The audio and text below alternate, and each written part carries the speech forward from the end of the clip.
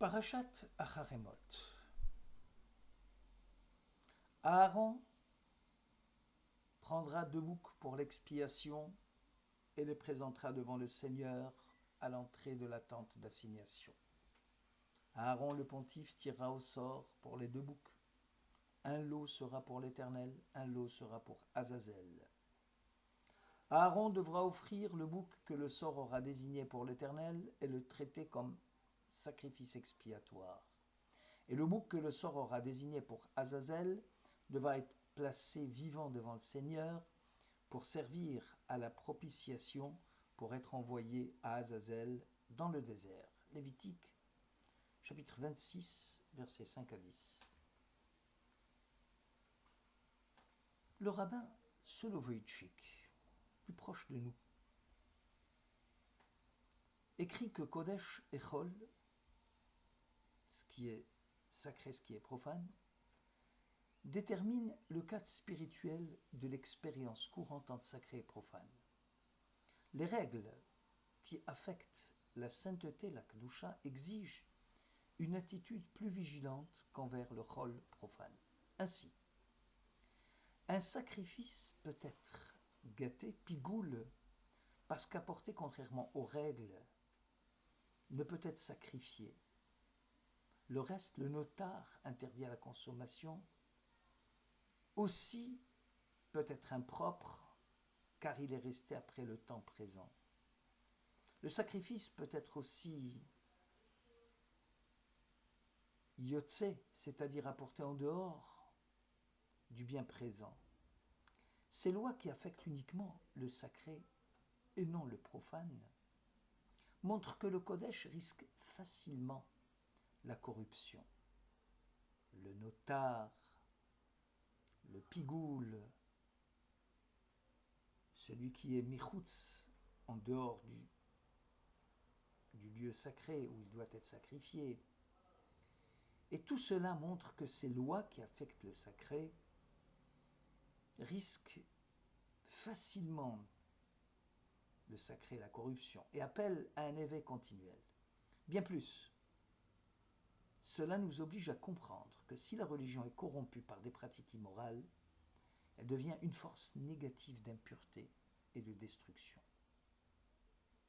Lorsque le veau d'or fut marqué du nom ineffable, il devient une force d'impureté dangereuse entraînant la chute des enfants d'Israël.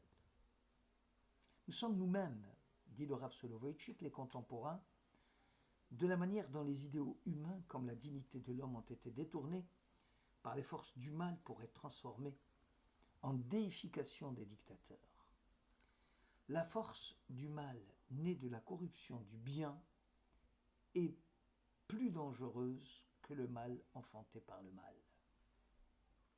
La kedusha suppose horeta veledatecha bikdusha, horata veledata bikdusha. La conception et le développement du concept divin doit se faire par une volonté constante de sanctification. Le Kodesh suppose 2 dimensions, celle du temps et celle de l'espace. Toute violation de l'une d'elles entraîne une profanation. C'est ce que le Talmud appelle Yotse chutz lizmano vechutz limkomo. Le nomade, contrairement au sédentaire, n'a pas de conscience de Dieu. Caïn est un sédentaire, fort de sa terre. Abel est un nomade, faible et sans terre. Parasite lié à des lieux de pâturage, éphémères qui peuvent nourrir son troupeau et qui se remet sans cesse en route. La punition de Caïn fut d'être nomade sans lieu fixe. Israël passe très vite du nomadisme au sédentarisme. La Shekhinah passe du Ohel, de la tente d'assignation, au Baït, au sanctuaire.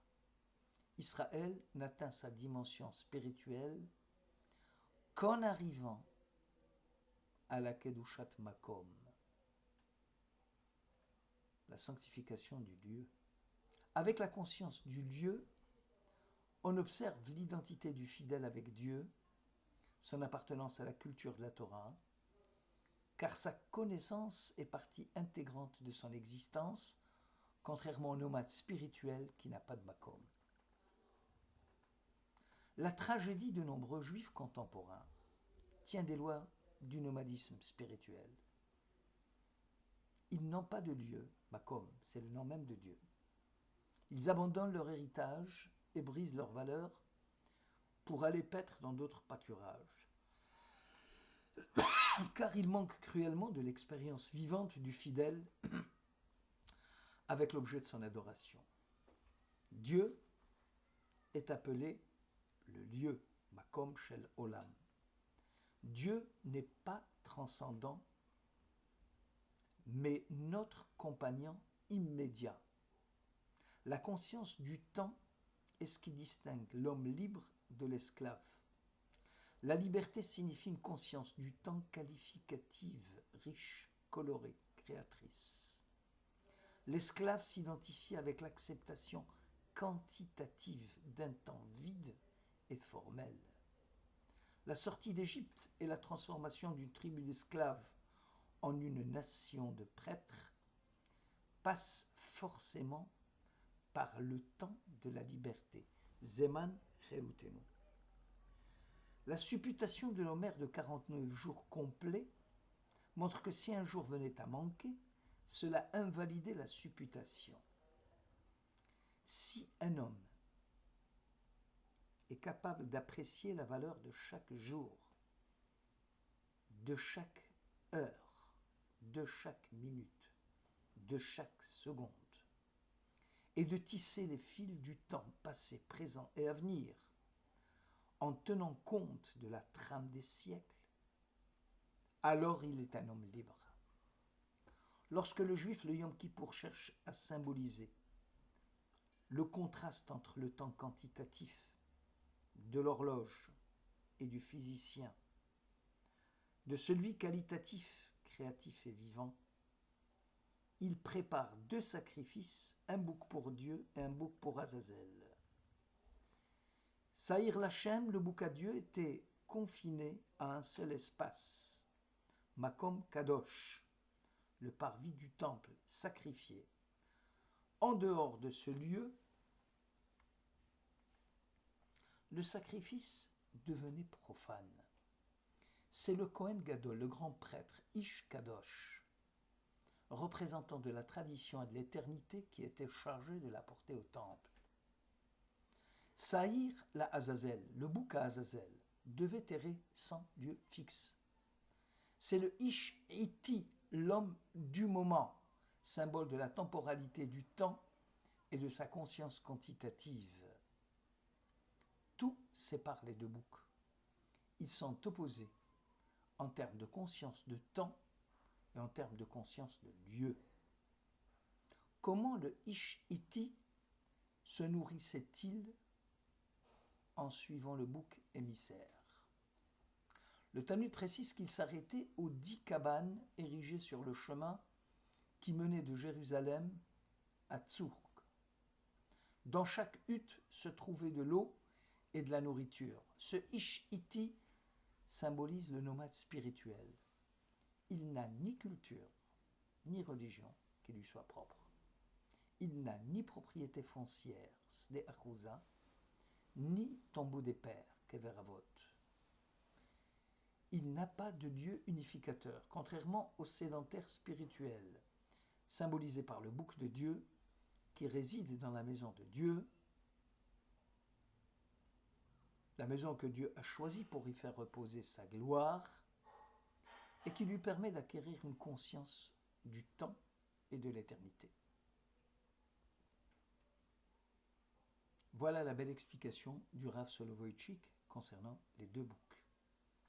Le Keli Yakar souligne que les deux boucs, l'un pour Dieu, l'autre pour Azazel, s'apparentent avec les deux beaux chevreaux que Jacob avait préparés comme ragoût à son père Isaac, afin que ce dernier le bénisse. L'un des chevreaux, dit le Midrash, servit comme ragoût à Isaac, et l'autre comme agneau pascal, puisque c'était le premier jour de Pessah. Ainsi, la tradition associe l'origine des sources des bénédictions du patriarche à la partie corrompue trompeuse donnée à Samaël, représentant les forces du mal, et symbolisée par Ésaü, identifié ici avec le boucle Azazel, et la partie noble, intègre, sacrifiée à Dieu, dans un élan de piété, comme sacrifice pascal, identifié ici avec le bouc à Dieu. L'adjectif tovim, bon chevreau, signifie que cela sera profitable pour Jacob lui-même en tant qu'héritier spirituel d'Isaac, mais également profitable pour les fils d'Israël comme sacrifice d'expiation de leurs défauts pendant le Yom Kippour. L'explication du Keli Yakar fait référence au bouc émissaire appelé Sa'ir la Azazel et au même vocable utilisé pour qualifier Ésaü, Ish Sa'ir, l'homme velu, et l'héritage que son père lui avait légué, Har Seir, le mont Seir. Le bouc prendra sur lui toutes les fautes d'Israël, Kol Avonotam. Selon Nachmanide, Kol Avonotam, tous les péchés de celui qu'on a qualifié d'intègre, référence à Jacob Israël. En deux mots, Kol Avonot Tam. Tam, c'est le qualificatif donné à Jacob, en référence à son intégrité. Pourquoi fallait-il corrompre Samaël, l'ange gardien d'Ésaü? Namanide répond, le bouc de Dieu servait comme sacrifice d'holocauste. Oh là, celui de Azazel comme sacrifice expiatoire, hatat, car il prendra en charge les péchés d'Israël, venassa alav, asaïr. En effet, Samaël viendra plaider la cause d'Israël le jour du pardon, contraint et forcé. Il s'écriera, Maître du monde, tu es un seul peuple sur terre qui ressemble aux anges de service, qui ne connaissent ni le bouc ni le manger, qui sont en paix entre eux avec toi, Éternel, eux qui sont lavés de toute iniquité à l'instar des anges. Cette brillante plaidoirie, dans la bouche même du procureur, Samaël, entraîne une réaction favorable de Dieu puisqu'il décide alors de purifier le sanctuaire des souillures des enfants d'Israël et de leurs transgressions. Il agira de même pour la tente d'assignation parce qu'elle réside avec Israël dans ses souillures. Nos commentateurs font remarquer que le verset insiste sur Aaron prendra deux boucs et les présentera devant le Seigneur. Vehe emid, que l'on traduit par prendre, signifie surtout convaincre par des arguments. En effet, le bouc émissaire que le sort aura désigné s'insurge d'être bousculé du haut du rocher, alors que le bouc réservé à Dieu sera immolé dans le temple. Aaron sera obligé alors de convaincre que sa cause est aussi propitiatoire pour l'Éternel que celle de son homologue. Voilà pourquoi le verset utilise les verbes prendre par la parole velaka bidvarim et présenter les deux boucs comme si leur mission était identique devant Dieu. Le Avnei Nézer conclut qu'il était de bon augure d'avoir le tirage au sort qui viendrait à désigner le bouc de Dieu du côté de la main droite et celui du bouc émissaire de Azazel du côté gauche, la droite signifiant la proximité du peuple à la sanctification divine, la gauche symbolisant l'éloignement des forces du mal et du péché. Le clan d'Israël, par un acte de restauration, est rétabli dans sa situation antérieure et revient à son statut d'innocence et de droiture à la suite de l'expiation des deux boucs. De même qu'une source d'eau vive rend pure, ceux qui sont impurs seront purifiés par l'Éternel. Talmud Yoma 85b. Shabbat Shalom.